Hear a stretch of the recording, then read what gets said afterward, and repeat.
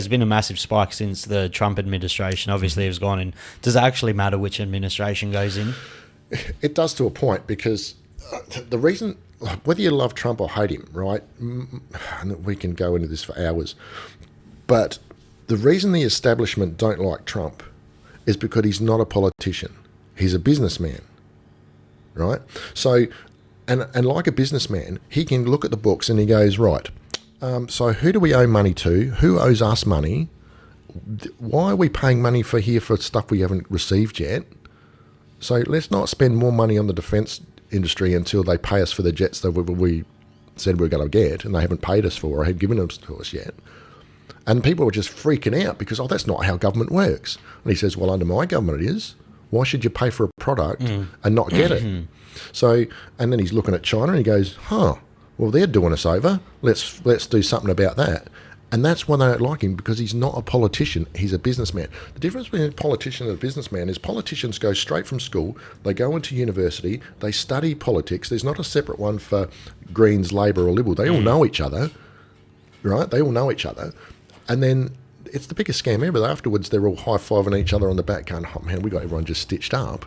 Because once they're in the system, they don't want to get out of it. They don't want to teach you about money. They don't want to teach you about politics. That's why money and politics aren't taught at school, because they don't want you to know. It's very funny. I always say it's so funny that no one even teaches you how to pay fucking tax at school. Because they don't know. Because they don't teach you any tax or investment strategy, anything. Think about it. If you had 5 million Australians that decided one day to follow the government instead of following football, do you think politicians would get away with half the stuff they get away with?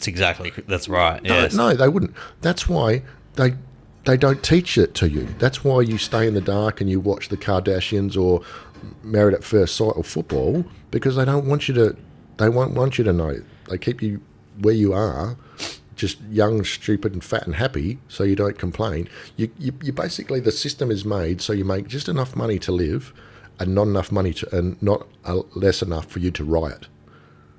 Right? Australians are very laid back, and she'll be right, mate. In places like Greece, France, if the government does something stupid, they go mental. Yeah. Where Australia's like, oh mate, who's playing? You know, the Crows are playing who today? It just boggles my mind. Yeah, it's a different. Well, my parents and my family are from Cyprus and Greece, and they actually deal in a lot more. They have a lot more care for precious metals than Australia. That's one thing you notice when you get older. Yep. About how valued gold still is in those kind of older countries. Yep.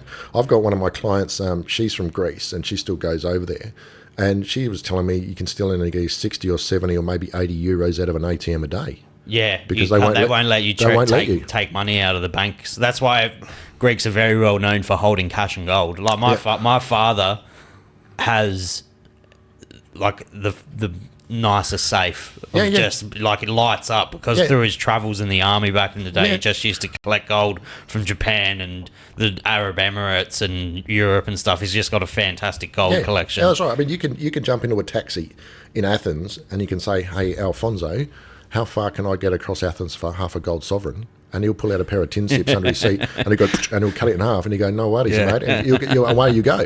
And or you can cut it into quarters, because whether it's a gold sovereign, whether it's anything from Switzerland or anything like that, Swiss franc, it's all 22 carat. They know how much gold is, and they know what the gold value is now, so it has value. Whereas if you buy a Greek euro and the economy crashes tomorrow, then that Greek euro is not worth anything.